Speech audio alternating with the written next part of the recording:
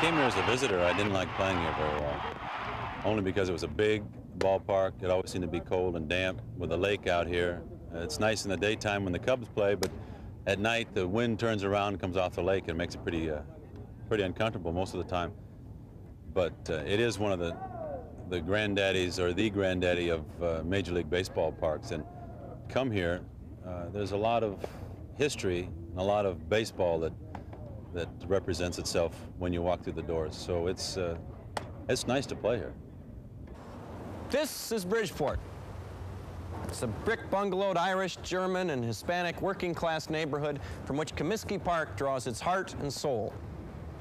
White Sox fans display a fierce loyalty, and they hand this legacy down from generation to generation, much like a son inherits a trade from his father.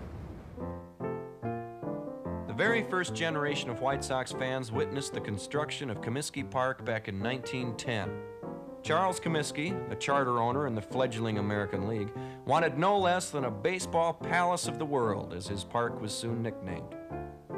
He commissioned architect Zachary Taylor Davis, who would later design Wrigley Field, to start design work on the ballpark in 1902. Comiskey Park has always been regarded as a pitcher's park, and Charles Comiskey always had very firm ideas that it should be symmetrical, kind of classical order to it. And of course, the story is that he was influenced by one of his pitchers, Ed Walsh, to make it a pitcher's park. Cocky Walsh, they called him, and some writers said that he was the only man who can strut while he's sitting down.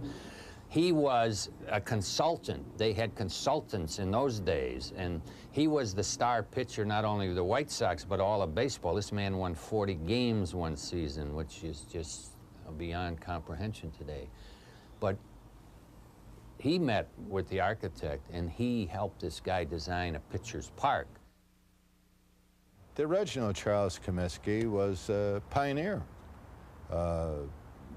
He had a lot of nicknames. They called him the Old Roman. There are a lot of reasons why, and then of course a lot of his close friends called him Commie. He was a man ahead of his time. You know, he had that great foresight that this game, the great game of baseball, was going to be a very American game, and he wanted to be part of it. Comiskey was determined that his White Sox would be the premier team of the day, and by 1917, he got his wish.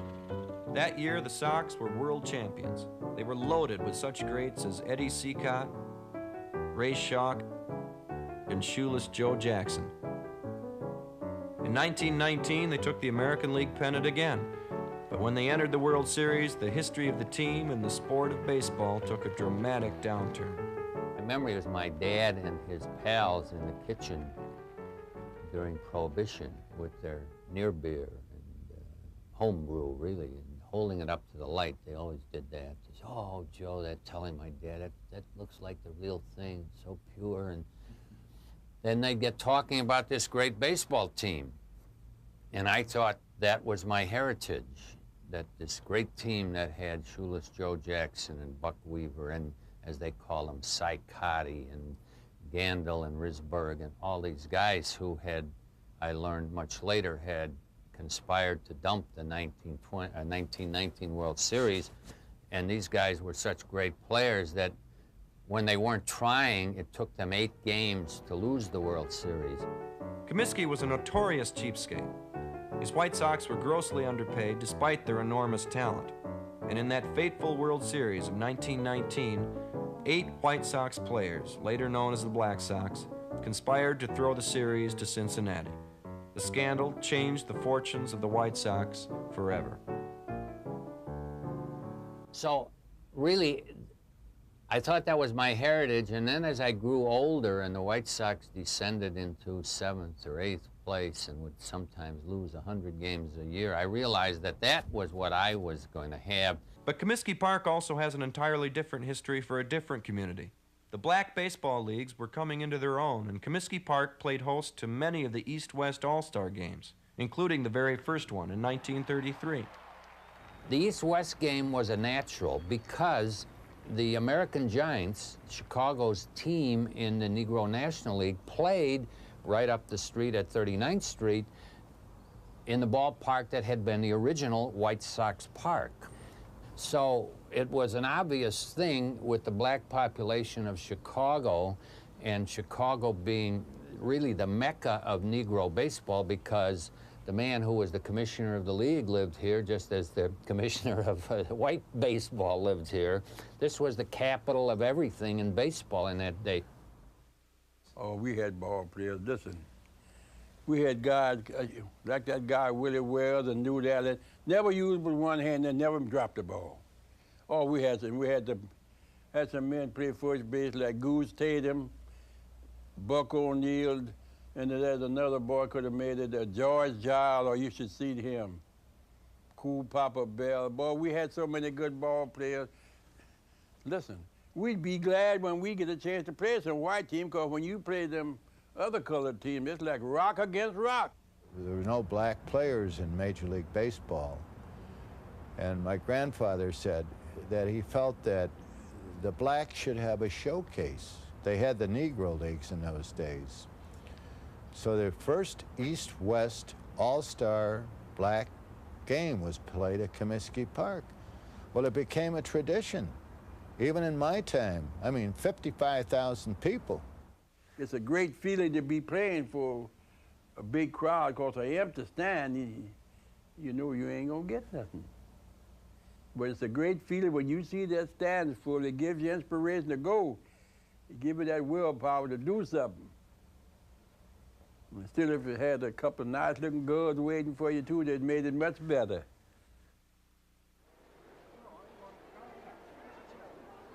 The 1930s and 40s were lean years at Comiskey Park, and the area around the ballpark was declining as well.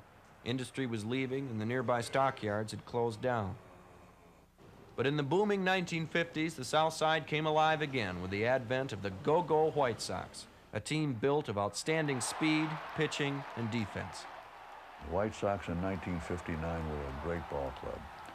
Al Lopez will always be regarded as one of the outstanding managers ever, and he ran that ball club. Now, this was, of course, after the White Sox had started to turn around from the unfortunate days of the 40s. Now along come the early 50s, and Frank Lane as general manager and Paul Richards as field manager turned that ball club around, and now you have the Go-Go Sox. Great, just great guys. Now, that ball club won a pennant and deserved to win the pennant. Fire Commissioner Quinn, he sounded the sirens when the Sox beat the Indians and clinched the pennant, and so people thought the Russians were coming, and they hit on the bed. Some had heart attacks because the sirens were blowing. The Sox had won the first pennant since 1919 when they blew the World Series. So all that comes to mind when you're at a ballpark, an old-time ballpark, and not one of these modern stadia. Dimensions of this ballpark have changed over the years. The fence in center field that you see now makes it about a 410. Were not there originally in 49 when I came, and before that, it was about 440-foot shot to center field, and great for a pitcher. Of course, after playing here a few years, you really got to love the ballpark, the fans, and you were proud of where you played. The late 50s also marked the beginning of the Bill Veeck era. A former Cub employee, Veeck bought the team from the Comiskey family before the start of the '59 season. Bill Veeck just electrified this town both times he came here. He electrified any room that he was in. Attending a game at Comiskey Park is kind of like seeing a three-ring circus. If the game on the field isn't enough to hold your interest, they've got this 24-foot video screen looming overhead, showing an endless series of instant replays. Or the exploding scoreboard out in center field. And if that's not enough, well, then they've got fireworks displays at night games throughout the season. Bill always loved fireworks. You remember that play where, of Soroyans, where they're in the bar, and all through the play, the man is shooting the pinball machine, and he finally wins.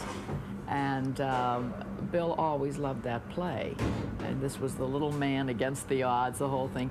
But he loved the excitement of that, and that's where the idea for the exploding scoreboard came, too, that all of a sudden you hit a home run and you won the jackpot. Veeck was something else. He was bred baseball, everything from selling peanuts to general manager. And So he had the feel, and he best describes the game as something, it's the best thing for your money's worth. You take your time, there's no rush. The only game isn't fighting the clock. And it's a game you savor. It's a phrase you use, savor it. You know, the easy answer, that's what it's about. Instead, it's becoming something else. And so Veeck represented that last of the species. Bill Veeck was passionate about his ball club in the city of Chicago. Though poor health forced him to sell the team in 1961, he repurchased the White Sox in 1975 when he discovered the team was set to move from Chicago. But the financial makeup of Major League Baseball was too much for the enterprising Veeck to bear, and finally, in 1980, he was forced to sell the team. He died 6 years later at the age of 71. He had a feeling that we were all in this together. The fans really, the club belonged to them. He was the custodian, and we should all have fun together doing it. He was considered a maverick, a renegade, a bad influence by many of the owners. But when you really take a look back at what Bill Veeck did for the game of baseball, baseball owes him a great debt. Today, baseball has become big business, run as much by lawyers, accountants, and bankers as it is by managers on the field. There's little or no room for a passionate baseball fan like Bill Veeck, and sadly, not much time left for a giant heirloom like Comiskey Park either.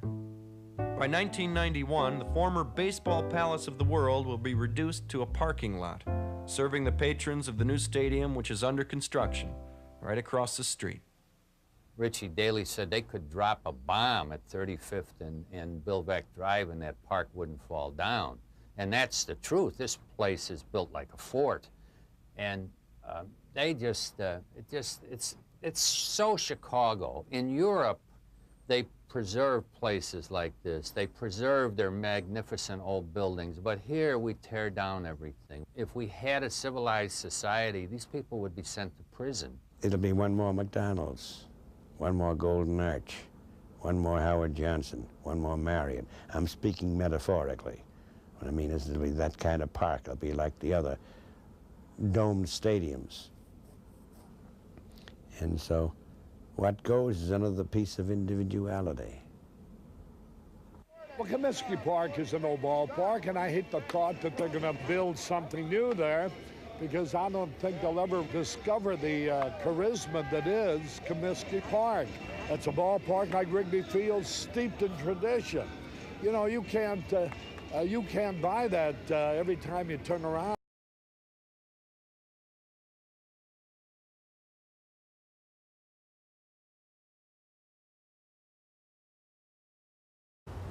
It's a brick-bungalowed Irish, German, and Hispanic working-class neighborhood from which Comiskey Park draws its heart and soul. White Sox fans display a fierce loyalty, and they hand this legacy down from generation to generation, much like a son inherits a trade from his father. The very first generation of White Sox fans witnessed the construction of Comiskey Park back in 1910. Charles Comiskey, a charter owner in the fledgling American League, wanted no less than a baseball palace of the world, as his park was soon nicknamed. He commissioned architect Zachary Taylor Davis, who would later design Wrigley Field, to start design work on the ballpark in 1902. Comiskey Park has always been regarded as a pitcher's park, and Charles Comiskey always had very firm ideas that it should be symmetrical, kind of classical order to it. And of course, the story is that he was influenced by one of his pitchers, Ed Walsh, to make it.